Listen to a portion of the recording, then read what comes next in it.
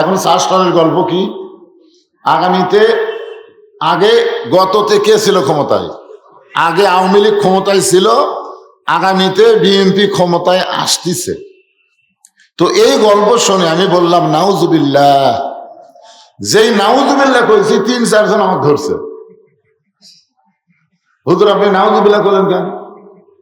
আপনি কি জানেন না যে আওয়ামী লীগ ক্ষমতা ছিল, বিএনপি ক্ষমতা আসতেছে? আমি কইলাম আওয়ামী লীগ ক্ষমতায় ছিল না, বিএনপিও ক্ষমতা আসতেছে না। তো আমার তাই হুজুর আপনি কোন দেশে থাকেন? আওয়ামী লীগ ক্ষমতা ছিল না, আমি বললাম না। বিএনপি ক্ষমতা আসতেছে না, আমি বললাম না।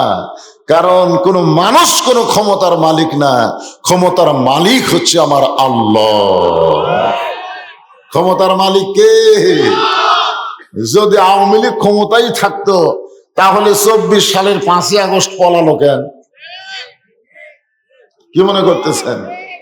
এই জন্য চিন্তা করলাম আগামী 12 তারিখে নির্বাচন আছে, জোরেগণ কথা ঠিক কিনা? এই নির্বাচনকে সামনে রেখে সূরা মুলকের আলোচনা খুব মনোযোগ দিয়ে শোনা লাগবে। এটা হচ্ছে মাদ্রাসা। জোরে বলেন এটা কি? আমরা এখানে কোনো দলাদলি করব না। সব মুসলমান কয় দল? আরো জোরে বলেন কয় দল? তবে আমাদের ঈমানকে, আমাদের ঈমানের উপরে কোনো কিছু আছে? ঈমান আগে। ঈমান যদি ঠিক না থাকে যতই কাম করেন কাম হবে না। মসজিদের মধ্যে যখন আমরা প্রবেশ করি তখন 14 দল 20 দল থাকে না, সব দল ভাঙ্গা আমরা কয় কাতার? মসজিদ কার ঘর? জোরে বলেন। এই কোরআন শরীফ কার?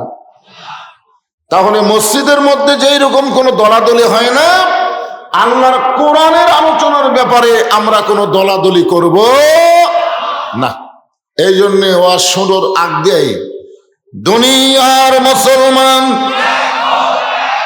যাই বলবেন না তাই বিচ্ছিন্ন হবেন। জবান দিয়েছেন কে? সে আল্লাহর জবান দিয়ে আপনার জবান খুলে বলবেন দুনিয়ার মুসলমান লিল্লাহে তাকবীর।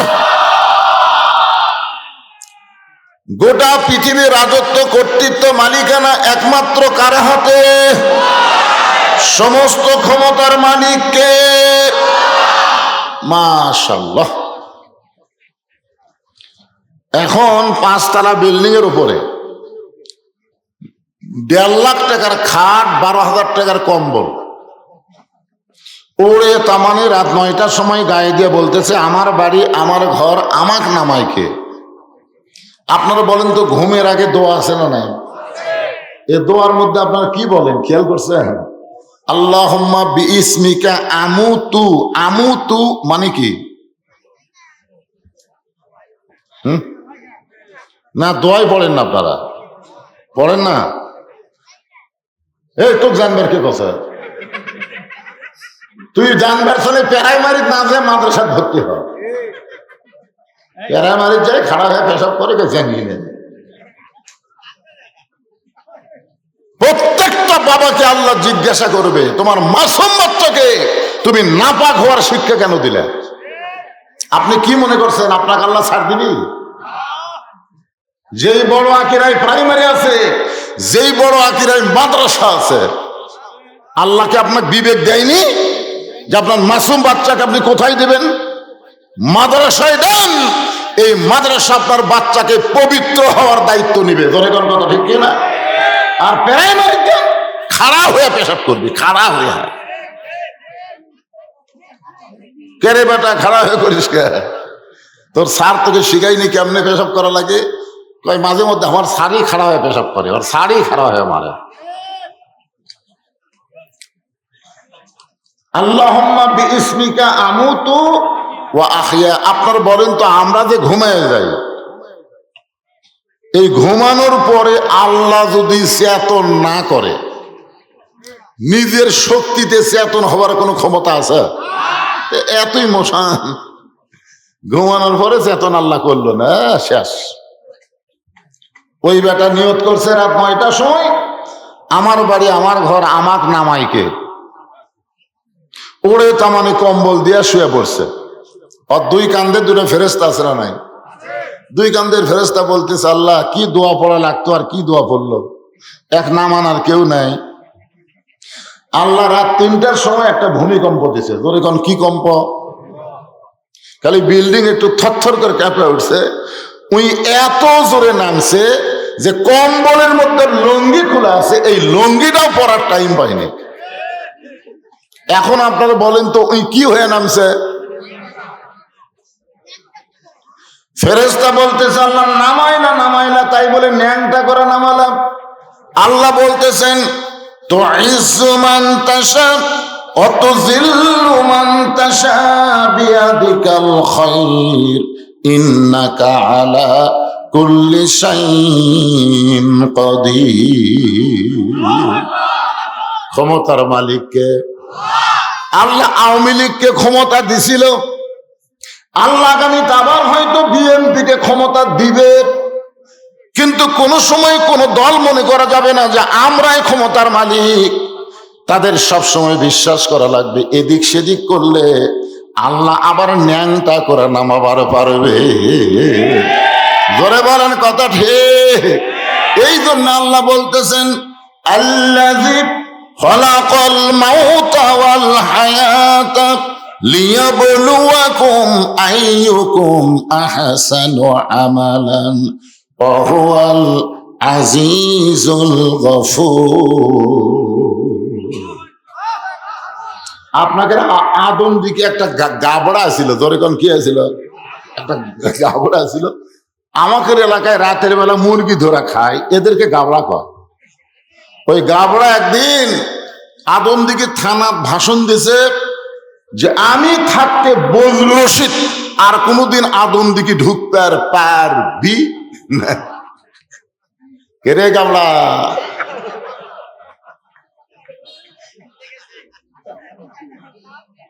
নিজের ক্ষমতা দেখায় বলেছিল আমি থাকতে বজলুর রশিদ থেকে আর ঢুকতে পারবে না। তুই কুটি কথা কন না। এই জন্য ভাইজান নিজের দিকে না দেখায়া উপর দিকে আঙ্গুল দেখায় বলেন ক্ষমতার মালিক আমরা না, ক্ষমতার মালিক আল্লাহ। জোরে বলেন কথা ঠিক।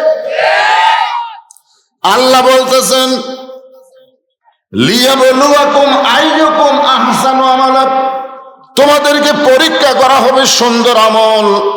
এই সুন্দর আমল যদি আমরা করতে চাই তাহলে শুধু কোরআনের ওয়াজ শুনলে হবে না। যে বদরুল রশিদ বছর অন্তর 20তম চলতেছে, 20তম মাহফিল। 20টা বছর হলে এখানে কোরআনের মাহফিল হচ্ছে, বক্তা ওয়াজ করতেছে, আপনারা খালি শুনতেছেন। এই শোনার জন্য আল্লাহ কোরআন শরীফ দুনিয়াত পাঠাছে। যাও বক্তা ওয়াজ করবি, শ্রোতারা শুনবি, এর বাহিরে আর কোনো কাম নাই। কি কাম আছে? কি ভাই মোত্তাকিন ভাই, কাম আছে? আরে খালি বক্তা ওয়াজ করবি, শ্রোতারা শুনবি, আর 400 আগামীকাল গল্প করবি। এই বছরে এই এলাকার মধ্যে কোন বক্তার ওয়াজ ছাড়ছে রে?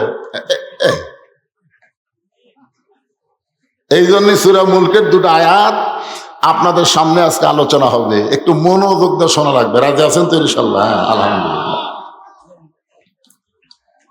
আল্লাহ বলতেছেন আহসানু আমালা, সুন্দর আমলের পরীক্ষা করতে হবে। এই সুন্দর আমল করতে গেলে সুন্দর একটা পরিবেশ লাগবে।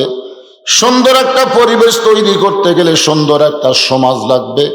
সুন্দর একটা সমাজ যদি তৈরি করতে চাই তাহলে সুন্দর একটা রাষ্ট্র লাগবে। সুন্দর একটা রাষ্ট্র যদি তৈরি করতে চাই তাহলে মানুষের তৈরি করা আইন আর সংবিধান চলবে না, আমার আল্লাহর কোরআনের সংবিধান চালু করতে হবে। ধরে বলেন ঠিক না? যেই কোরআনের প্রথমে আল্লাহ বললেন জালিকাল কিতাবু লা রাইবা ফি হুদাল লিল মুত্তাকিন।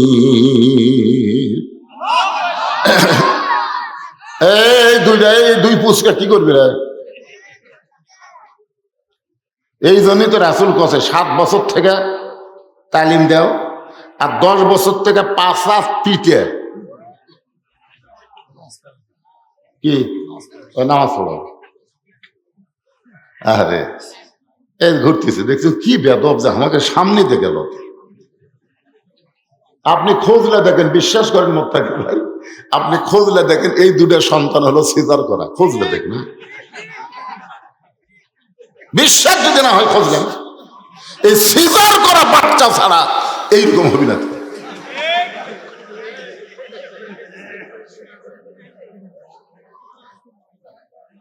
মাথায় চুলকানি, পায়ের পাতায় ঢোল কোম্পানি, মালিশ মার্কা ওয়াজ দিয়ে কাম হবি না। জোরে কোন কথা ঠিক কিনা?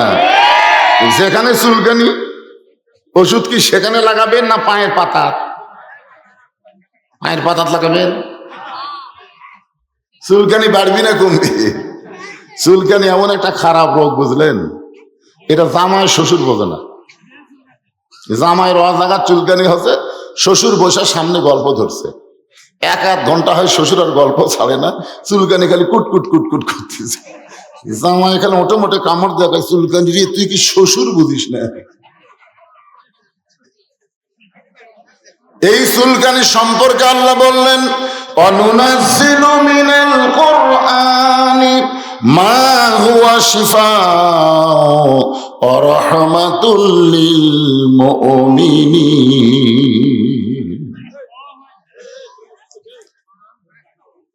সব সমস্যার সমাধান।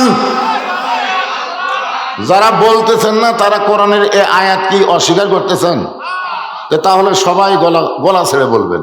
আমি যেই বলবো সব সমস্যার সমাধান, আপনার বলবেন দিতে পারে আল কোরআন। সব সমস্যার সমাধান আলহামদুলিল্লাহ। একটু মনোযোগ দিয়ে শুনবেন।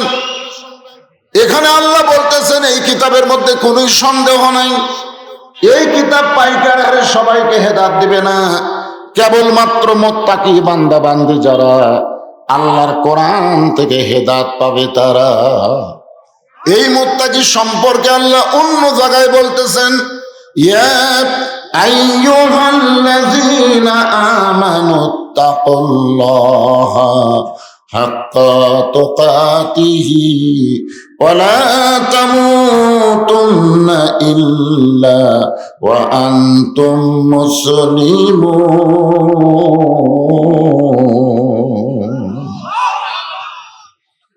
আমরা সবাই কি মুসলমান না? আমরা সবাই কি? কিন্তু এরপরে আল্লাহ কেন বলতেছেন যে মুসলমান না হইয়া মরো না?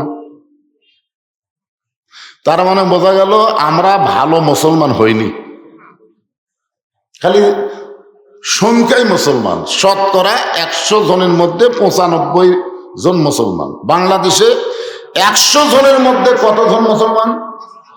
95 হলো মুসলমানের দেশ, হলো বাংলাদেশ। কি হিসাব রে? আচ্ছা, শতকরা কত ভাগ ইমানদার? না, মুসলমান হলাম শতকরা 95, কিন্তু শতকরা ইমানদার কত ভাগ? 10 ভাগ। মানে ইমানদারের ভাগ আমরা বলবারই পারতেছি না। তবে মুসলমানের হিসাব আমরা জানি যে 100 জনের মধ্যে 95 ভাগ মুসলমান এই বাংলাদেশে আছে। গেটের লোক কিভাবে চাপাবেন?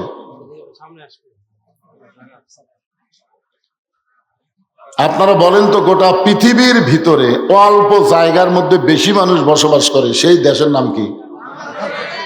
তা আপনারা তো ভালোই জানেন। মানে আয়তন অনুযায়ী সবচেয়ে বেশি মানুষ বসবাস করে বাংলাদেশে। এরপরও 12 লক্ষ রোহিঙ্গা মুসলমানকে জায়গা দিয়েছে কোন দেশ? তাহলে আপনারা কি বোঝেন জায়গা দেওয়ার অভ্যাস আমাদের নাই? তো যারা আশেপাশে দাঁড়ায় আছে, দরজাত খাড়া হয়ে আছে, এরা কি রোহিঙ্গা? এরা তো হামাকেরই ভাই। তো ওদের বসতে দেওয়ার জন্য শীতের রাতে একটু চাপিয়া বসার দরকার আছে না নাই? কোন আছে না নাই ভাইজান? এই জন্য একটু চাপেন তো। এখনো ওয়াজ শুরু হয়নি, একটু চাপেন। আল্লাহর রাস্তায় সামনের দিকে চেপে বসেন আর জিকির করেন। এই যারা গাড়ি আছেন, গাড়ি থাকবেন কেন? বসবেন, বসার জায়গা বানিয়ে বসবেন। বসার জায়গা বানিয়ে আপনার বসে যাবেন, একটু জিকির করেন আর সামনে আসেন, জিকির করেন, একটু সামনের দিকে আসেন। লা ইলাহা ইল্লাল্লাহ, লা ইলাহা ইল্লাল্লাহ, লা ইলাহা, লা ইলাহা ইল্লাল্লাহু মুহাম্মাদুর রাসূলুল্লাহ সাল্লাল্লাহু আলাইহি ওয়াসাল্লাম।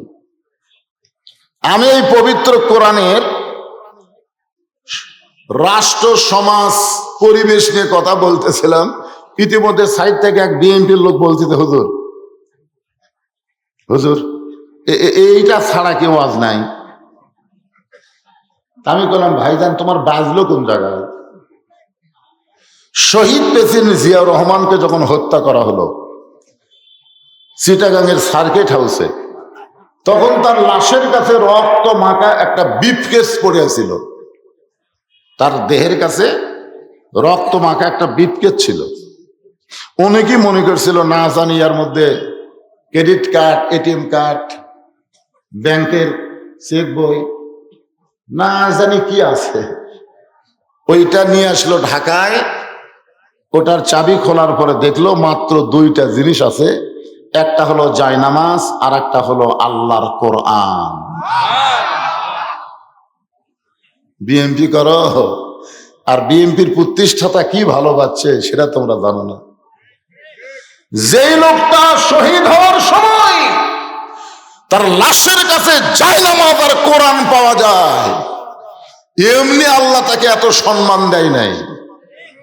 আমাদের মোস্তাফিয়া ডবল টাইটেল সরকারি মাদ্রাসার প্রিন্সিপাল আল্লামা নজিবুল্লাহ রহমতুল্লাহ আলাইহি, তাকে আমরা জিজ্ঞাসা করছিলাম, হুজুর শহীদ প্রেসিডেন্ট সম্পর্কে আপনার মন্তব্য কি? উনি বলেছিলেন, হযরত ওমর ফারুকের সিমটম। জোরে কোন সুবহানাল্লাহ।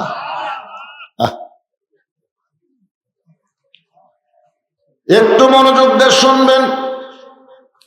এই কোরআন থেকে হেদায়েত নিবার গেলে সবাই কোরআন থেকে হেদায়েত পাবে না। হেদায়েত নিতে গেলে মুত্তাকি হওয়া লাগবে। এই মুত্তাকির এক নম্বর গুণ হলো আল্লাযীনা ইউমিনুনা বিল গায়ব। মুত্তাকির এক নম্বর গুণ হলো অদৃশ্যের প্রতি বিশ্বাস স্থাপন করা। আপনারা যারা এখানে বসে আছেন, আপনারা নামাজ পড়ার সময় এভাবে এক সময় কিন্তু আঙ্গুল তোলেন। আপনারা জানেন কোন সময় তোলেন? এরকম বসে থাকেন, এই আঙ্গুল তুলে আপনারা কি বলেন?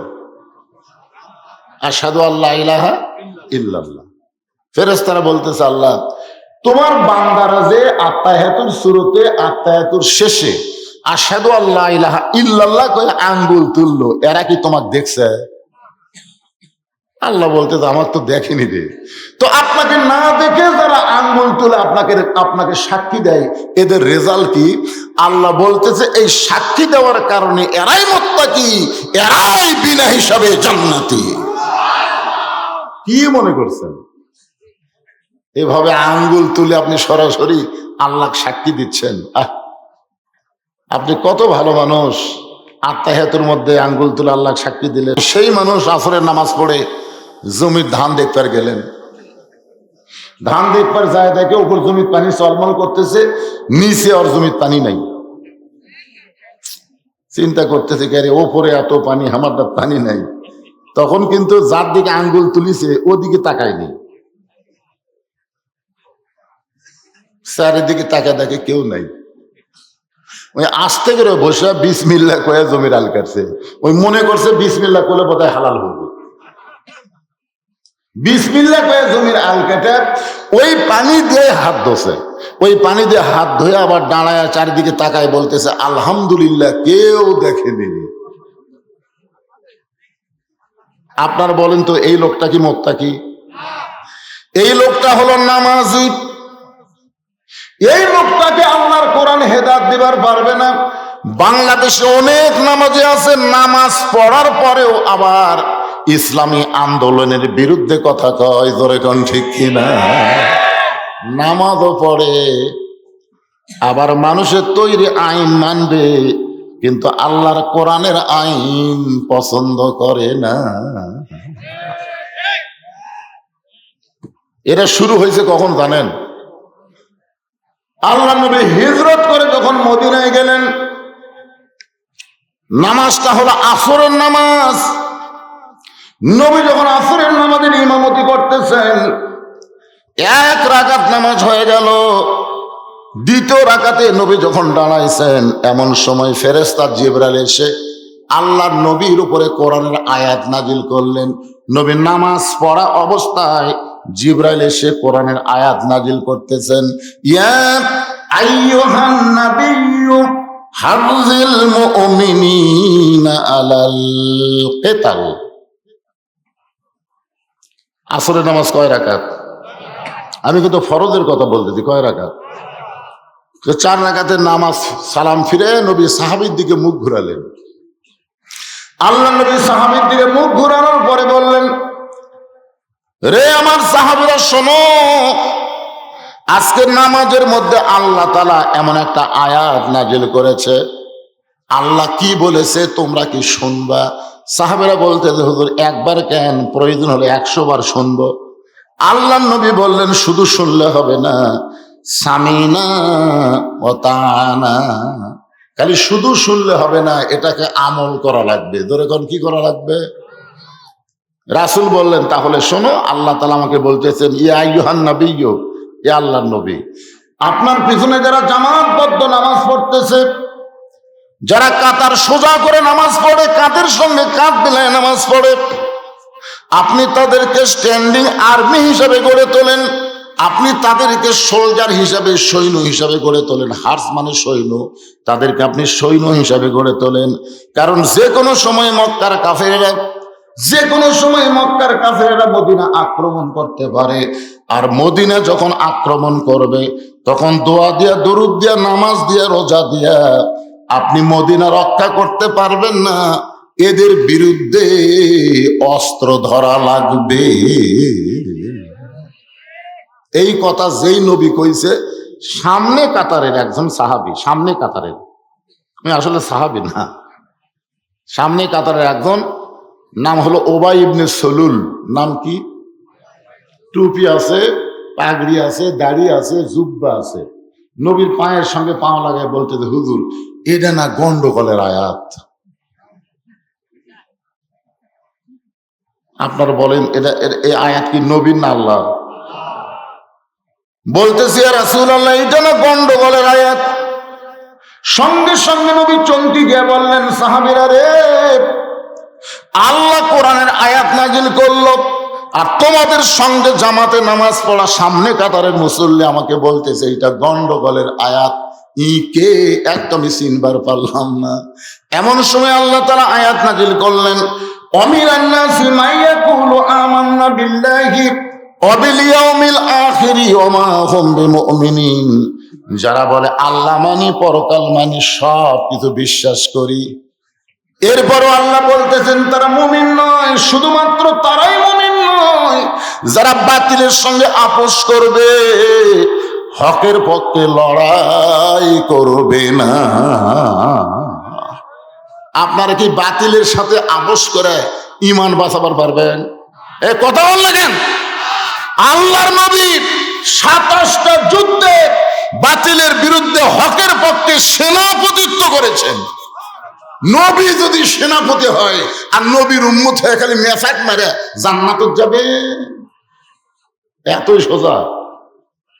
একটু মনোযোগ দিয়ে শুনবেন। মুত্তাকির বৈশিষ্ট্য সম্পর্কে বলতেছি।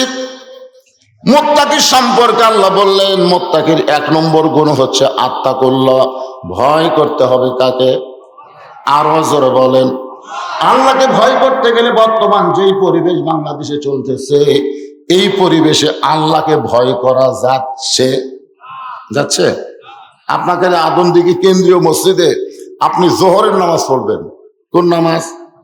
জোহরের নামাজ আদায় করবেন। নিয়ত করেছেন আমি সামনে কাতারে নামাজ পড়বো, এই নিয়তে আপনি মসজিদ দিকে রওনা দিয়েছেন, কিন্তু মসজিদের দরজা দিয়ে দেখেন আপনার পায়ের স্যান্ডেলের দাম হলো 3000 টাকা। আপনি এখন বলেন তো, আল্লাহর ভয়ে স্যান্ডেল দরজা থুইয়া আপনি সামনে কাতারে নামাজ পড়তে পারবেন? তাহলে আপনি কার ভয় করবেন? না, মুত্তাকির 1 নম্বর গুণ হচ্ছে ভয় করা লাগবে কাকে? কিন্তু এখন 3000 টাকার জুতার কারণে আমি কিন্তু আল্লাহর ভয়ে জুতা দরজায় রাখা যাবার পারতেছি না। সর্বপ্রথম আমি জুতাটা হাতত নিলাম, অন্তর থেকে বলেন তো কার ভয়ে? আরো জোরে বলেন না কার ভয়ে? এরপরে সামনে কাতারে গিয়া আমি নামাজের নিয়ত করলাম, আমি নামাজ পড়লাম। ফেরেশতারা বলতেছে, আল্লাহ তোমার যেই বান্দা আজকে সামনে কাতারে এত সুন্দর করে নামাজ পড়লো, তার নামাজের খবর কি? আল্লাহ বলতেছে নামাজ হয়নি। কারণ একই কলিজার মধ্যে চোরের ভয়, আল্লাহর ভয় একসঙ্গে যদি রয়, তার কোনোদিন নামাজ কবুল হয় না। আমার এক বন্ধু বগুড়া শহরে জায়গা কিনছে, 5-6 বছর হয়ে গেল বাসা করে না। তা আমি একদিন বললাম, কে রে ভাই, তোর কি টাকার সমস্যা? তুই জায়গা কিনলি, বাসা করিস না কেন? বলে, ভাই বাসা করবার চাই, ভয়ে করতেছি না। আমি কিসের ভয়? বলে, একেবারে ভিতর থেকে শুরু করে লিন্টন পর্যন্ত খালি চাঁদাই দেওয়া লাগবে, চাঁদা। তাহলে কিসের ভয়? বলে, চাঁদাবাজের ভয়। মসজিদে দরজায় করতেছে চোরের ভয়, বাসা করবার পারতেছে না চাঁদাবাজের ভয়। ওয়াজ শেষ করে আমার মতন বক্তা রানীনগরে ওয়াজ শেষ করে বললাম, কে ভাই, রাত বাজে এখন 1টা, আমি কোন দিক দিয়ে যাই? তখন বলতে যে, হুজুর আপনি যদি এই আবাদপুকুর থেকে চাঁপাপুর হয়ে কুন্দুক গ্রামের রাস্তা দিয়ে যান, তাহলে 2 জায়গা আপনি ধরবার পারে। কয় জায়গা ধরবার পরে? 2 জায়গা ধরবার পরে। রাস্তা কিন্তু তেলতালা, হুজুর রাস্তা ভালো, কিন্তু এই 2টা জায়গা হয়তো আপনি ধরা খাবেন। আর আপনি যদি আবাদপুকুর থেকে রানীনগর হয়ে তাও সান্তাহার রোড হওয়া চলবে না, আবার ঘুরে ওই কাঁঠালতলি রোড দিয়ে যদি আপনি নগা হয়ে আসবার পারেন, তাহলে একটু রাস্তা বেশি হবে, কিন্তু ধরা খাবেন না। আমি এখন চিন্তা করতেছি কোন রাস্তা দিয়ে যাই। আপনারা বলেন তো, আমি কার ভয়ে চিন্তা করতেছি? আল্লাহর ভয়ে। তাহলে মসজিদের মধ্যে জুতা রেখে ঢুকবার পারতেছে না চোরের ভয়ে, তারপরে বাসা করবার পারতেছে না চাঁদাবাজের ভয়ে, রাস্তায় চলবার পারতেছে না ছিনতাইকারীর ভয়ে। এত ভয় যদি আমাদের কলিজার মধ্যে রয়, ঈমান নিয়ে মরা কঠিন হবে। জোরে কোন কথা ঠিক কিনা? এখন সমস্ত ভয় থেকে যদি আমরা বাঁচবার চাই, তাহলে করণীয় আছে না নাই?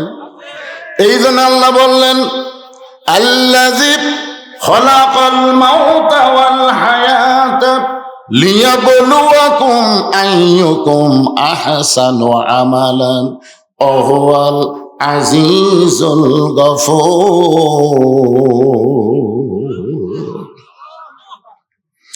আল্লাহর কোরআন দিয়ে যখন রাষ্ট্র চলবে, এই বাংলাদেশ যখন কোরআন দিয়ে চলবে, আমরা অনেকেই বলি সব দেখা হলো শেষ, আগামীতে দেখবো আল্লাহর কোরআনের বাংলাদেশ।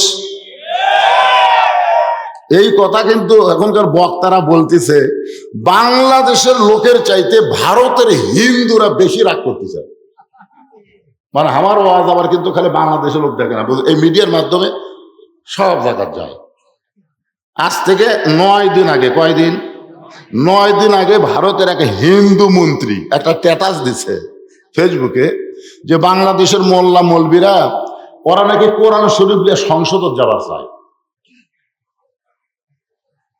মানে কারণ হিন্দুর মালওয়ানের বাচ্চারা জানে এই কোরআন যদি মুসলমানেরা চলে, তাহলে দুনিয়ার সমস্ত রেজেক আল্লাহ সেই দেশে দিয়ে দিবে। ধরে কোন সুবহানাল্লাহ। ভারতের তলে যে খুনি আছে, ভারতের তলে যে সোনা আছে, এই কোরআন দিয়ে দেশ চালানোর কারণে ওগুলো আস্তে আস্তে আস্তে আস্তে আমাদের দেশের তলে চলে আসবে, বুঝলেন? আপনারা বলেন তো, সৌদি আরব কিন্তু শুধু সামান্য একটু কোরআনের আইন চালু করার কারণে মাটি খুললে আমরা পানি পাই, ওরা তেল পায়। না কেন?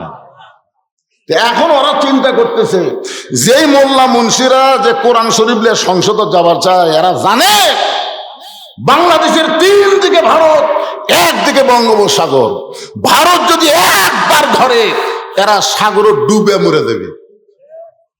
এই স্ট্যাটাস দিয়েছে ফেসবুকে। আমি আবার নিচে কমেন্ট করলাম, এ মালওয়ানের বাচ্চারা, তোরা জানিস আমরা মুসার লোক। জোরে কোন আমরা কার লোক? কথা হয় না। আমাদের একজন নবী ছিলেন, নাম হলো মুসা নবী। জোরে বলেন নাম কি? 3 দিকে ফেরাউন লাঠি সোটা নিয়ে দাঁড়ায় গেছে। 3 দিকে ফেরাউন হাজার হাজার সৈন্য নিয়ে মুসা নবীকে অ্যাটাক করেছে। বলে, রে মুসা, তোর তো পলানোর কোনো জায়গা নাই। 3 দিকে আমরা লাঠি নিয়ে দাঁড়ায় আছি, সামনে হলো সাগর, এখন তুই যাবি কোন দিকে? মুসা বলতেছে আল্লাহ, তিন দিকে লাঠি নিয়ে দাঁড়ায় আছে, আমি এখন কোথায় যাব? আল্লাহ বললেন, নাসরুম মিনাল্লাহি ওয়া ফাতহুন কারীব ওয়া বাশশিরিল মুমিনিন। তোমার হাতে কি লাঠি নাই? মুসা বলতেছে আল্লাহ, লাঠি তো একটা, এক লাঠি নিয়ে কি হাজার লাঠির সঙ্গে পারা যাবে? আল্লাহ বলতেছেন, ফেরাউনের সৈন্যদের দিকে লাঠি না মাইরা সাগরে লাঠি মারো। সাগরে লাঠি মারার সঙ্গে সঙ্গে আল্লাহ সাগরকে রাস্তা বানায় দিছে। আমি বললাম, রে মালওয়ানের বাচ্চারা, ভারতের হিন্দুরা, শুনে নে, আমাদের মুসা নবীর জন্য আল্লাহ যদি সাগরকে রাস্তা বানায় দেয়, আপনি বলেন তো বর্তমানে সে আল্লাহ আছে না নাই? আমাদের বাংলাদেশের মুসলমানের জন্য আল্লাহ সাগরকে রাস্তা বানায় দিবে, আর মালওয়ানের বাচ্চারা যখন সাগরের মধ্যে ঢুকবে, ওই ফেরাউনের মতোই আল্লাহ চুবড়াইয়া মারবে। পেটাজ দিচ্ছে, আমাদের হাতে পারমাণবিক বোমা আছে। এই মৌলবাদীরা বেশি চেঁচাস না, আমাদের ভারতের হাতে পারমাণবিক বোমা আছে। আমি তার উত্তরে ফেসবুকে লিখলাম, তোমাদের হাতে পারমাণবিক বোমা আছে, নমরুদের হাতেও আগুনের চুলা ছিল। জোরে কোন কথা ঠিক কিনা? আমাদের জাতির পিতাকে পুরানোর জন্য কত চেষ্টা করলো। খালি রশিতে টান মারবি আর আগুনের চুলার মধ্যে পড়বি, পুড়ে ছাই হয়ে যাবি। আপনারা বলেন তো, আগুনের চুলা আল্লাহ কি বলতেছে? আল্লাহ, নমরুদ যে আমাকে জ্বলালো, আমি কি নমরুদের কথাই পড়বো না আপনার কথাই পড়বো? আল্লাহ বলে, আগুন তোর মালিককে বলে আপনি। তাহলে আমি ঘোষণা করে দিলাম, ইব্রাহিম, ইব্রাহিমের জন্য শান্তিদায়ক হয়ে যা। আমাদের জাতির পিতা হযরত ইব্রাহিম পারমাণবিক বোমা আগুনের চুলার মধ্যে পড়লো, সে আগুনের চুলা আল্লাহ শান্তির বাগান বানায় দিল।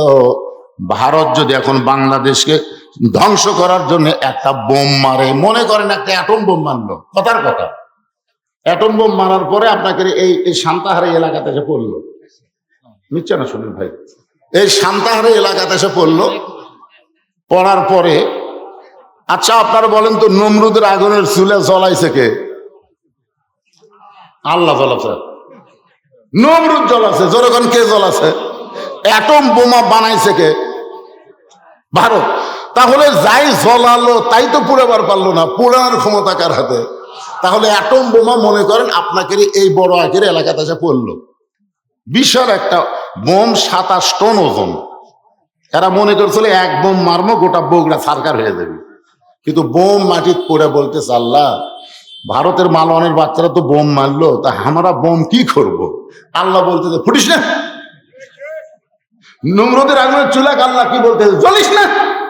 বোমক আল্লাহ বলতেছে, ফুটিস না। আপনার বলেন তো, বোম কি ফুটতে পারবে? তো বোম কিছুক্ষণ পরে বলতেছে, আল্লাহ, তুমি যদি আগুনের চুলাক শান্তির বাগান বানায় দাও, তাহলে বোমক তুমি বোম না রাখে কিছু বানাও। তখন আল্লাহ বলতে, ঠিক আছে, তোকে মিষ্টি তরমুজ বানিয়ে দিলাম, যা। এখন বোম মিষ্টি তরমুজ হয়ে যদি এলাকার মধ্যে পড়ে থাকে, এই এলাকার ছেলেপেলেরা কিন্তু মোটামুটি দুষ্ট আছে, ওরা চিন্তা করবে ওরা কি পড়ে আছে, আগে কাছে এসে হাত দিয়ে লাভি টিপি, তারপরে দেখবে এটা তরমুজের মতন। বাড়ি থেকে সরিয়ে নিয়ে বটি নিয়ে যখন কাটা কাটা খায়, তারা দূর থেকে দূরবীন দিয়ে দেখতেছে আমাদের বোম বাংলার যুবকেরা কাটা কাটা খায়।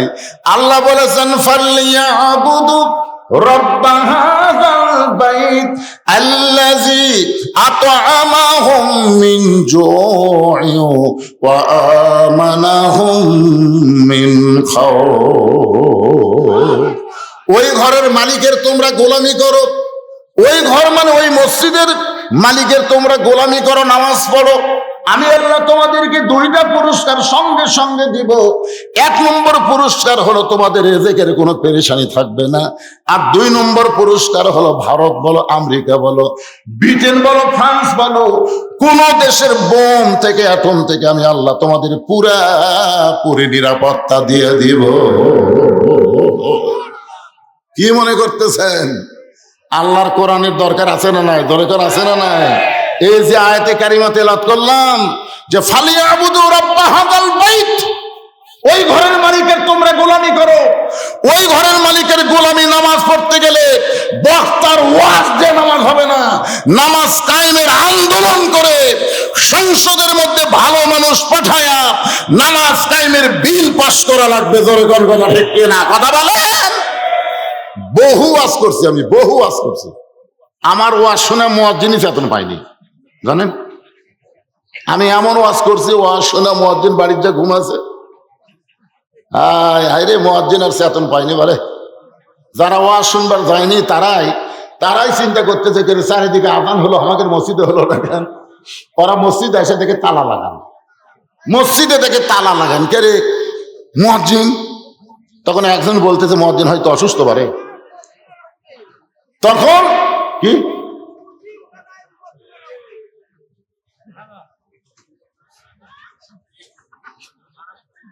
বলতেছে না, কথাটা বলেন ভাইজান, আমি কথাটাই বলি। তো এখন এই মুয়াজ্জিন সাহেব যায় দেখে বাড়ি ঘুম পাড়তেছে। এখন এই 2-3 জন ডাকতে, চাচা চাচা আপনার কি শরীর খারাপ নাকি? তো চাচা দরজা খুলে বলতেছে, ভাই কি হচ্ছে? চারিদিকে আযান হয়ে গেল, মসজিদ তালা খোলেননি। মুয়াজ্জিন কান ধরে তওবা করতেছে, আর জীবনে ওয়াজ শুনবো না। কারণ এই ওয়াজ শুনবার যায় আমার এত ঘুম হচ্ছে, আমি চেতন পাইনি। তার মানে কি বুঝতেছেন? বাংলাদেশের ওয়াজ দিয়ে মুয়াজ্জিন চেতন পাই না, সে ওয়াজ দিয়ে বাংলাদেশের মুসলমানকে নামাজি করা যাবে না। ধরে ধর কথা কন না কেন? ওয়াজ দিয়ে নারীদেরকে পর্দানিশী করা যাবে না। অনেকেই বলে হুজুর এমন ওয়াজ করবেন মেয়েরা যেন পর্দানিশী হয়। আরে আমি তো সেই 5 ফিট থেকে ওয়াজ করবে যাচ্ছি আপনাকে আদম দিঘিতে। আপনি কি করেন? আপনার বউ যে মাথার চুল বেচা খায়, আপনি কি করেন? এই মরক, আপনি কি করেন? মরে গেলে 5 কাপড় দিবেন। আপনার বউ মরে গেলে কয় কাপড় দিবেন? কয়টা দিবেন? 5টা কোন জায়গায় লাগাবেন? বললেন তো 5টা দেবো, লাগাবেন কোন জায়গা? পুরুষের মতোই 3টা কাপড় পরার লাগে, পুরুষের মতোই। আর 2টা কাপড় মেয়েদের বেশি 2 জায়গায় লাগার লাগে। একটা হলো সিনা বান, একটা হলো মাথা বান।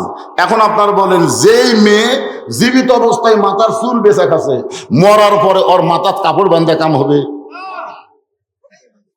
এই জন্যে ভাইজান, নারীদের পর্দা, পুরুষদের নামাজ, এইগুলো আর ওয়াজ দেওয়া হবে না। এইগুলো আল্লাহর কোরআনের সমাজ কায়েম করে চালু করা লাগবে। জোরে কোন কথা ঠিক? হ্যাঁ, সেই জন্য আলোচনা, লিয়াবলুয়াকুম আইয়ুকুম আহসানু আমালা। এখন আপনি যান।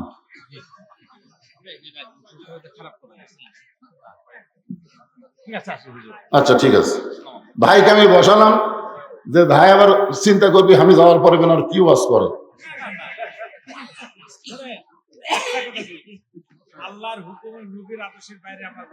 সুবহানাল্লাহ, একেবারে খোকা ভাইয়ের মতোই রে। আর খোকা ভাই যতদিন জীবিত আসলো, আমি যত মাহফিল করছি আমার কয় হুজুর কোরআনের যা আছে ডাইরেক্ট মারেন তো।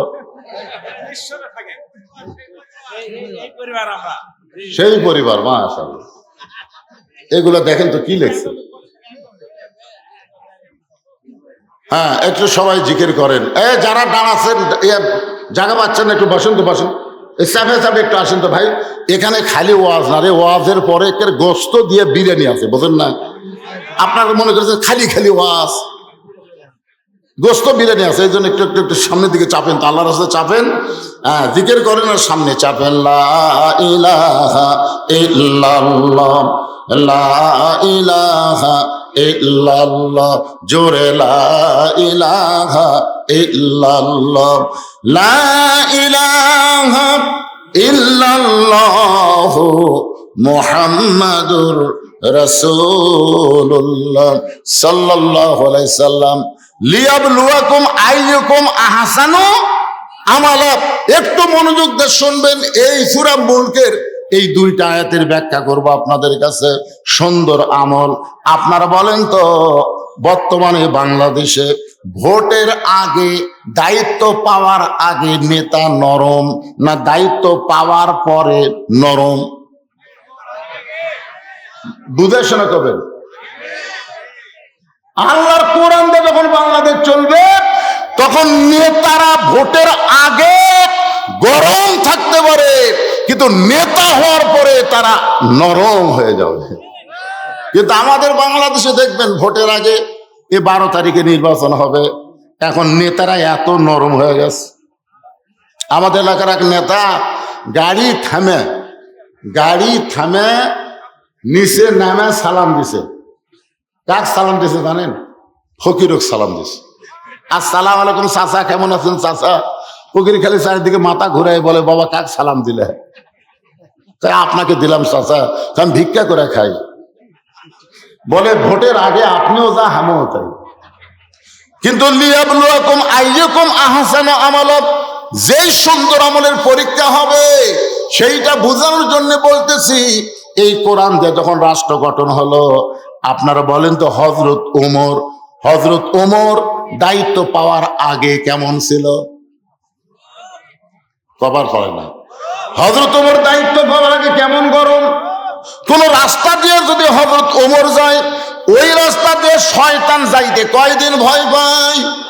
কিন্তু যেদিন থেকে মদিনার খলিফার দায়িত্ব পাইছে, সেদিন থেকে হযরত ওমর কেমন নরম হয়েছে। একদিন গভীর রাত্রে হযরত ওমর মানুষের দুঃখ কষ্ট দেখার জন্য, কে কেমন আছে দায়িত্ব পাওয়ার কারণে, কে কেমন আছে নিজের চোখে দেখার জন্য দিনের বেলা সম্ভব না। কারণ দিনের বেলা ঘুরবার গেলে মানুষের সঙ্গে মুসাফা করতে সময় শেষ। ধরে কর কথা ঠিক কিনা? কারণ আল্লাহ নবী বলেছেন, আমার পরে কেউ যদি নবী হতো, লাউ কানা ওমর, আমার পরে কেউ যদি নবী হতো, আল্লাহ ওমরকে নবী বানায় দিত। সেই জন্য হযরত ওমর দিনের বেলা না ঘুরে রাতের বেলায় চোরের মতন চুপি চুপি, কোনো বডিগার্ড নাই, র্যাব নাই। কারণ বাংলাদেশের মতন ৯৬টা দেশ, আমাদের বাংলাদেশ ৯৬টা একত্র করলে যত বড় দেশ হবে, তত বড় দেশের খলিফা হলেন হযরত ওমর। আল্লাহর আইন দিয়া রাষ্ট্র চালায়। রাতের অন্ধকারে ঘুরতেছে মানুষের দুঃখ কষ্ট দেখার জন্য। হঠাৎ হযরত ওমর দেখতে পায় একটা তাঁবু টাঙ্গানো আছে, আর তাঁবুর বাহিরে একটা পুরুষ মানুষ অস্থির হয়ে ঘুরতেছে। তাঁবু টাঙ্গানো আছে, আর তাঁবুর বাহিরে একটা পুরুষ মানুষ কখনো উত্তরে যায়, কখনো দক্ষিণে যায়। একবার উত্তরে যায়, একবার দক্ষিণ। এই কথাবার্তা কে কয় রে? কথাবার্তা কেন ভাই? ইশারার দ্বারা কাম করেন তো। ওই পুরুষ মানুষটা একবার উত্তরে যায়, দক্ষিণে যায়। ওমর ফারুক চিন্তা করলেন, পুরুষ মানুষ যদি অস্থির হয়ে যায়, সেই সমাজটা নষ্ট হয়ে যাবে। পুরুষকে অস্থির হলে চলবে না, পুরুষকে স্থির হওয়া লাগবে। পুরুষকে কি হওয়া লাগবে? অস্থির হবি নারী। অস্থির কে হবে? আল্লাহ যখন বলেছে ওয়ালা তাকরাবা হাযিস শাজারা ফাতাকুনা মিনাজ জালিমিন, ওই গাছের কাছে যায়ও না। জান্নাতের মধ্যে আল্লাহ যখন বলল ওই গাছের কাছে যায়ও না, আপনার বলেন তো কে গেছে? আদম আলাইহিস সালাম স্থির হয়ে বললেন, আল্লাহ যখন নিষেধ করেছে আমি যাব না। কিন্তু হাওয়ার কথাকে নিষেধ করলো কেন? এই তো অস্থির মেয়ে মানুষের আরো অস্থির ভাই। দীর্ঘদিন আমাদের বাংলাদেশ শাসন করেছে মেয়ে মানুষ। জোরে কোন কথা ঠিক কিনা? আমরা মরদ গুলোতে কুটি গেছিলেন, আমাকে খোঁজই পাওয়া যায়নি রে। আল্লাহর কি কাম, একজন বিদায় লিছে আর একজন কোলে আছে। আপাতত আর কোনো মেয়ে মানুষ আমরা পাচ্ছি না। এই জন্য একটা স্লোগান দেব, মেয়ে মানুষের দিন শেষ, এখন থেকে মরদ মানুষের বাংলাদেশ।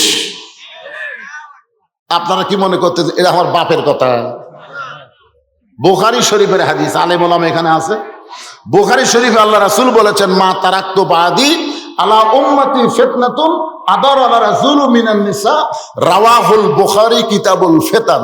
আল্লাহ নবী বলেছেন, আমার পরে আমার উম্মতের জন্য সবচেয়ে বড় বিপদ হলো পুরুষ মানুষের জন্য নারী নেত্রী হওয়া। এটা আমার কথা? এটা কে বলছে? নবী বলেছে। দরকার কে বলেছে? আর আল্লাহ কি বলছেন? আল্লাহ বলেছেন, আর রিজালু কাওয়ামুনা আলান নিসা, পুরুষ থাকবি প্রধানমন্ত্রী আর নারী থাকবি কি বডিগার্ড। পুরুষ থাকবে উপরে, নারী থাকবে নিচে। একটু মনোযোগ দিয়ে শোনেন নবীর হাদিস এবং আল্লাহর কোরআনকে সামনে নিয়ে আমরা আগামীর বাংলাদেশ গড়বার চাই। আল্লাহ যেন তৌফিক দেয়। জোরে কোন আমিন, জোরে কোন আল্লাহুম্মা আমিন। এখন চলে আসেন, ওমর ফারুক অস্থির পুরুষটাকে দেখে চিন্তায় পড়ে গেলেন। পুরুষটা অস্থির হয়ে উত্তর দক্ষিণ ঘুরতেছে। ওমর ফারুক তাকে শান্তি দেওয়ার জন্য দুনিয়াতে যত দোয়া আছে সবচাইতে বড় দোয়া শান্তির হলো সালাম দেওয়া। যত দোয়া আছে, আপনার যখন কবরস্থানে যান, আপনার কবরস্থানে কবর জিয়ারত করেন না? আচ্ছা, কবর যায় কি খালি খালি মুখ লড়ান না? কিছু দোয়া দরুদ পড়েন, সূরা ইখলাস পড়েন, ইস্তেগফার পড়েন, আয়াতুল কুরসি পড়েন, বহু দোয়া পড়েন। তো সমস্ত দোয়া পড়ার আগে আপনারা কি দিয়ে শুরু করেন? আপনি যতই দোয়া পড়েন, সালামের চাইতে বড় দোয়া নাই। এই জন্য গোরস্থানে গিয়ে আগে সবচাইতে বড় দোয়া হচ্ছে আসসালামু আলাইকুম ইয়া আহলাল কুবুর। ওমর ফারুক অস্থির লোকটাকে স্থির করার জন্য সালাম দিলেন, আসসালামু আলাইকুম ইয়া আব্দুল্লাহ। লোকটা সালামের উত্তর দেয় না। ওমর ফারুক আবার সালাম দিলেন, আসসালামু আলাইকুম ইয়া আখি। লোকটা সালামের উত্তর দেয় না। ওমর ফারুক আবার যখন সালাম দিবার জন্য হাত তুলেছে, কেবল কছে, আজ সালামও কবারই পারেনি। আজ প্রতি লোকটা বলে, এই মিয়া বারবার খালি সালাম দাও মিয়া। আপনার বলেন তো কাক বলিছে? ওমর ফারুক রাস্তাতে গেলে শয়তান কয়দিন যায় না? ওটা কখন? যখন সাহাবী ছিল। আর যখন খলিফা হয়েছে তখন কি বলতে চাই, মিয়াই মিয়া বারবার খালি সালাম দেশ মিয়া। তুই জানিস হযরত ওমর যেদিন থেকে আল্লাহর কোরআন দিয়ে রাষ্ট্র চালায়, সেদিন থেকে দিনও যা রাতও তাই। সুবহানাল্লাহ। খান্নাগার এই কথাটা কাক বলতেছে? ওমরকেই বলতেছে। হযরত ওমর যেদিন থেকে কোরআন দিয়ে রাষ্ট্র চালায়, সেদিন থেকে দিনও যা রাতও তাই। আমি আমার গর্ভবতী বউকে নিয়ে অমুক এলাকা থেকে অমুক এলাকায় যাচ্ছিলাম, কিন্তু রাস্তার এই মাঝখানে এসে আমার বউটার প্রসব ব্যথা এমন বেড়ে গেল, আমার বউটার কষ্ট আমি সহ্য করতে না পেরে তাঁবুর ভিতরে আমার বউটাকে রাইখা আমি বাহিরে অস্থির হয়ে ঘুরতেছি, আর তুমি কি আমাদের খালি সালাম দাও। আমার বউটা তাঁবুর মধ্যে কষ্টে গ্যাঙ্গা গ্যাঙ্গি করতেছে, আমি কষ্টে সহ্য করতে না পারে বাহিরে উত্তর দক্ষিণ ঘুরতেছি, আর তুমি শুধু আমারে সালাম দাও। কি আমি বর্তমানে কি বিপদে আছি তুমি জানো? খালি সমানে সালাম মারো। ওমর ফারুক লোকটাকে এক টানে বুকের মধ্যে নিয়ে কপালে একটা চুমা দিয়ে বলতে, ভাইজান ইন্নাল্লাহা মা'আস সাবিরিন। কি নেতা রে! ক্ষমতা পাওয়ার পর, ক্ষমতার আগে না। নিশ্চয় ধৈর্যশীলদের সঙ্গে আল্লাহ আছে। ভাই তুমি একটু ধৈর্য ধরো, আমার বাড়িতে ভালো একটা ধাত্রী আছে, আমার বাড়িতে ভালো একটা ধাত্রী আছে। আমি কালে যাব, এক দৌড়ে গিয়ে আমার ধাত্রীকে নিয়ে এসে তোমার ওই গর্ভবতী বউটার কষ্ট আমি নিরোধ করার চেষ্টা করব। এই কথা বলে হযরত ওমর এক দৌড় মারলেন। অর্ধ জাহানের খলিফা হযরত ওমর গভীর রাত্রে এক দৌড় মারলেন, বাড়ির দরজায় গিয়ে ডাক দিলেন, আব্দুল্লাহর মা। ওমর ফারুকের ছেলের নাম হলো কি? আব্দুল্লাহর মা। আব্দুল্লাহর মা বলার সঙ্গে সঙ্গে দরজা খুলে গেল। ওমর ফারুক চমকে গিয়ে বলে, আব্দুল্লাহর মা।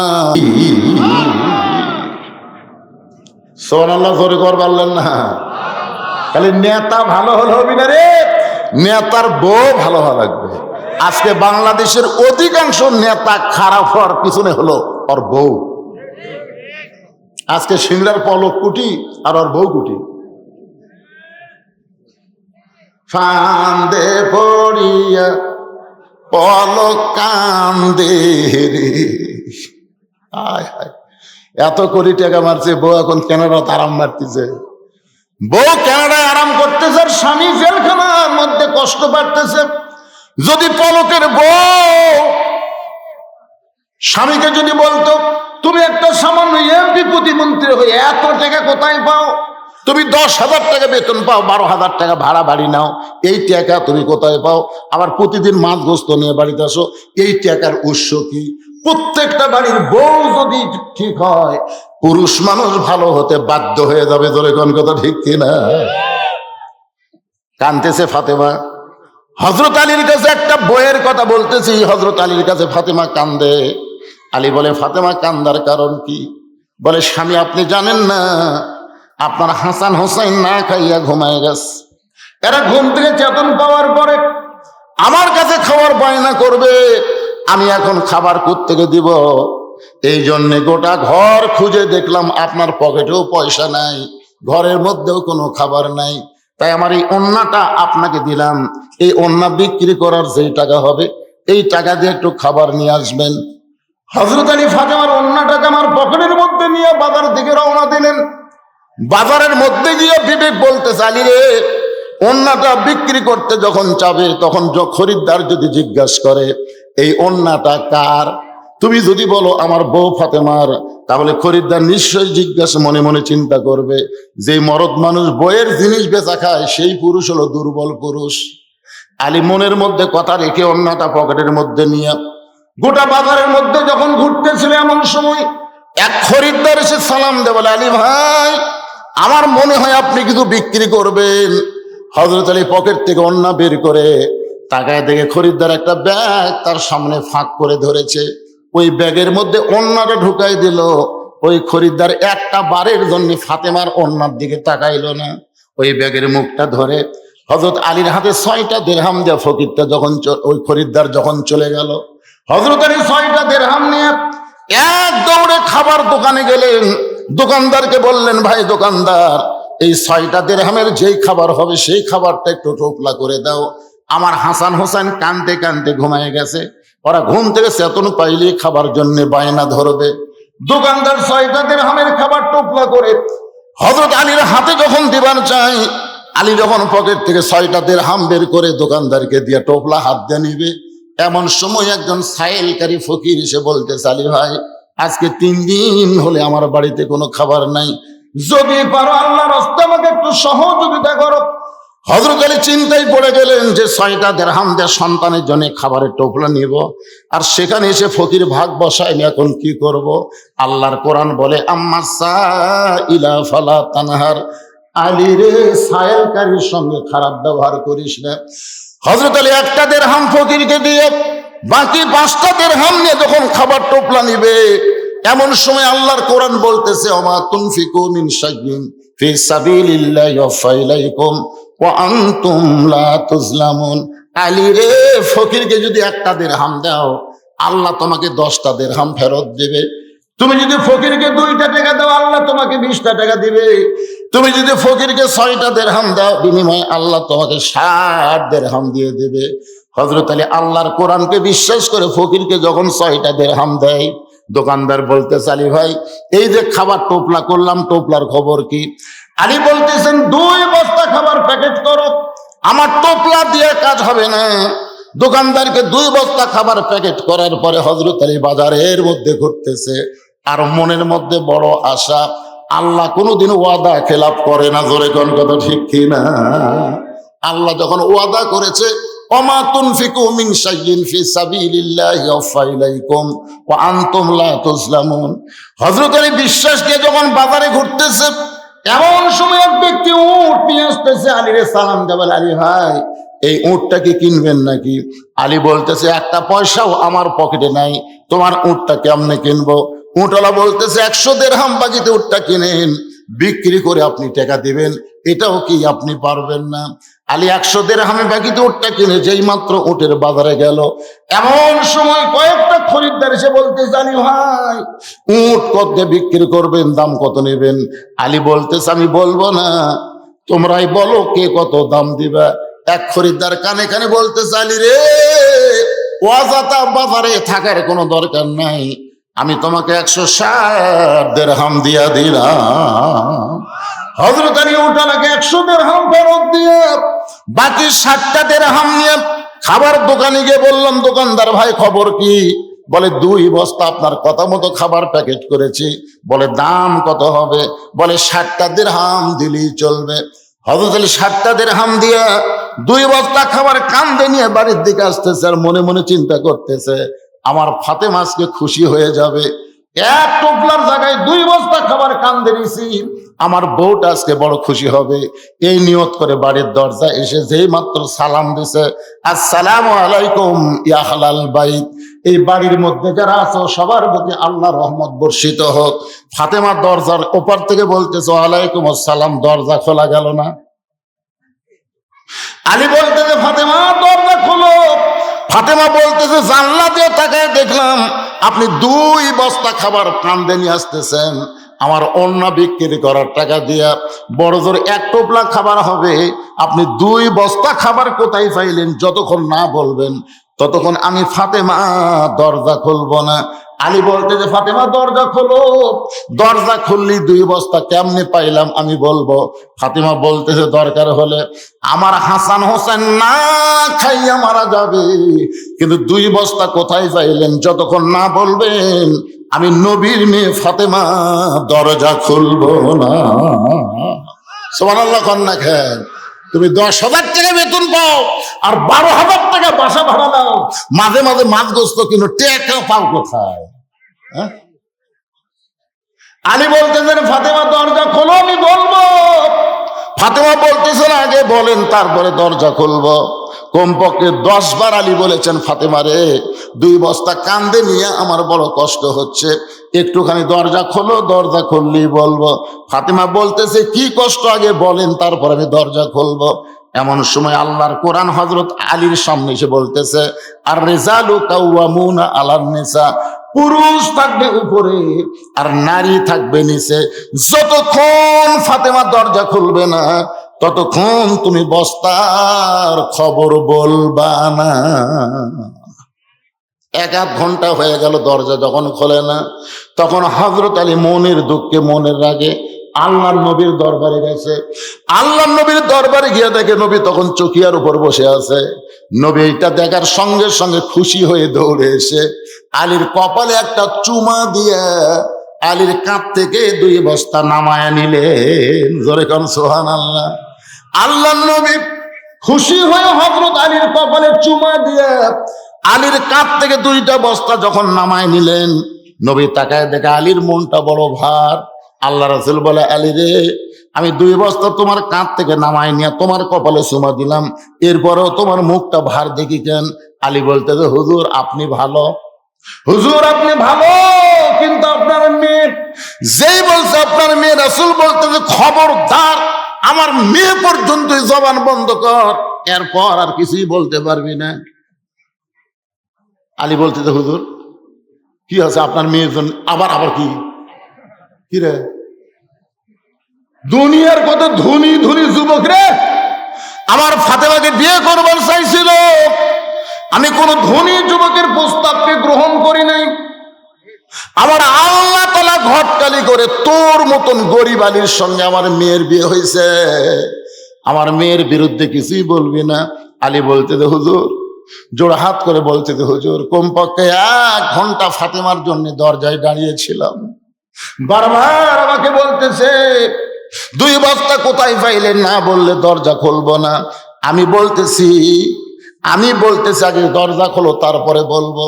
আল্লাহ রাসূল মুস্কে হাসিতে বলে আলী রে ফাতেমা যদি দরজা খুলতো তাহলে তুই কি আমার কাছে আসতি? আলী বলতে যে হুজুর ফাতেমার দরজা খুললে আপনার কাছে আমি আসতাম না। রাসূল বলে এই জন্য ফাতেমার দরজা না খুলে তোকে আমার কাছে পাঠায়া দিছে। লিল্লাহে তাকবীর।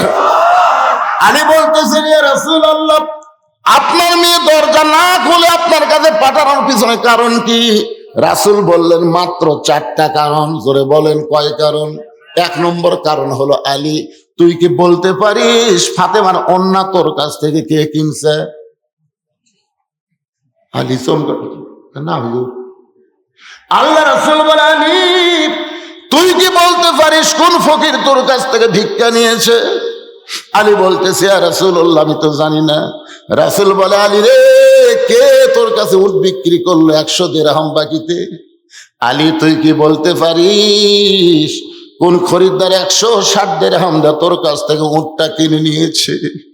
হযরত আলী আস্তে করে মাটিতে বসে নবীর সামনে হাঁটু গেড়ে বলে ইয়া রাসূলুল্লাহ আমি কিছুই জানি না। আল্লাহ রাসূল বলে তুই জানিস না তো কি হয়েছে?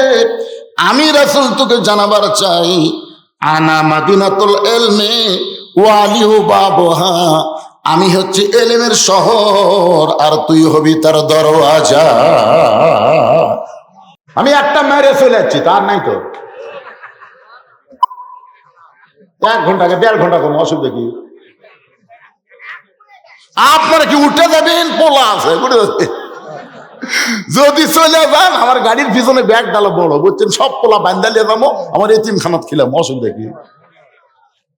না মিছে কথা, তা নেব না ভাইজান।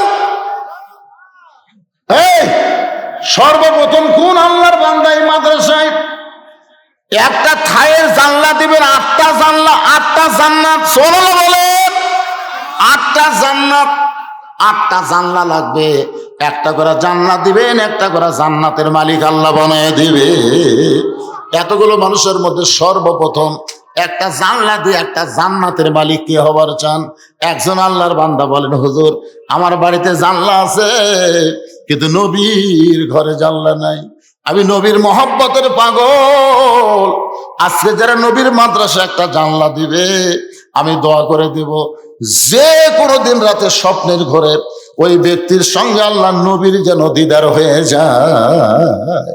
নবীর মহব্বতে নবীর মাদ্রাসায় একটা জানলা, একটা জান্নাত, 8টা জানলা, 8টা জান্নাত। আসেন কোন আল্লাহর বান্দা পারবেন? সর্বোচ্চ একটা জানলার দাম কি 1 কোটি টাকা? একটা জানলার দাম কত হবে? মাত্র 8,000 টাকা। 8,000 টাকার একটা জানলা দেওয়ার জন্য কোন আল্লাহর বান্দার সর্বপ্রথম নাম লেখাবেন? যাদের বাপ মা কবরে গেছে, বাপ মার রুহের মাগফিরাতের জন্য নবীর এতিম মাদ্রাসায় একটা জানলা দিবেন। ভাইজান একজন আল্লাহর বান্দা আগে হাত তোলেন। আপনার দেখা দেখি যত মানুষ দান করবে আপনি দানের একটা অংশের সওয়াব আল্লাহ আপনাকে দিয়ে দিবে। কত টাকা কত হালে কত দিকে চলে যায়। আর নবী, এই তোরা আবার উঠিস কে রে বাচ্চারা, এই সময় উঠিস কে?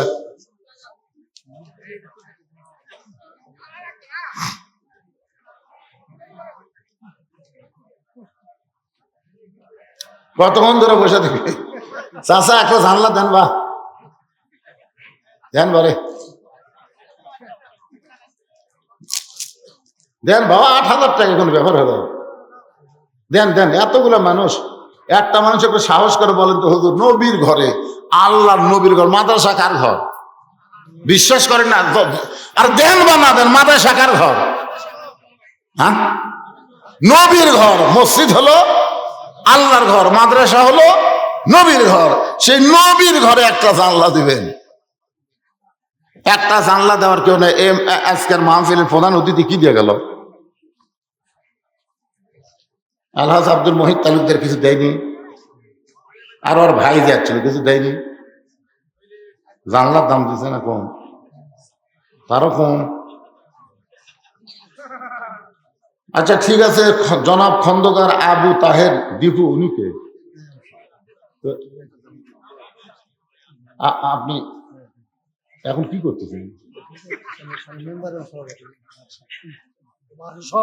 আপনি মানুষের সভাপতি, আমার সাবেক মেম্বার, বর্তমানে তাহলে সভাপতির একটা, মেম্বারের একটা, দুটো দেন। 8,16,000। আর আপনারা যদি মাদ্রাসা তো দেয় কি, হাজার হাজার মানুষ আছে, সবাই দেয়, সবাই দেয়। দেওয়ার মালিক বেশি না। যে একবার দেওয়া শিখছে ও জীবনে আর দেওয়া বন্ধ করবি না। এই যে আমি একটা চা আলা পাশে এক চা আলা, আমি ওয়াজ করার আগে ওখানে যে 1 কাপ চা খেয়ে আসলাম, আমার কি চা খাওয়ার অভাব পড়ছে? আমি এখানে বসে যদি বলতাম 10 কাপ খামো, এনে দিবি না? কিন্তু আমি নিজে হেঁটে ওই দোকানে যে চা খেলাম, কেন জানেন? একটা চা বেচা খাই, সেই লোকটার মাথায় আমি টুপি তুলে দিলাম, তার কপালে একটা চুমা দিলাম, তাকে বললাম বাবা এখন থেকে 1 ওয়াক্ত নামাজ বাদ দিবি না। আমি শুনলাম এই মাদ্রাসায় ওই চা বেচলে আল্লাহ 5,000 টাকা দান করছে, আর আমাকে হুজুরের নাস্তার জন্য আবার 1,000 টাকা দিয়েছে। তো তাহলে যদি চা বেচলে আল্লাহ 6,000 টাকা দেয়, আমার ভাই মেম্বার এবং সভাপতি 2টা জানলা দিয়ে পারবি না?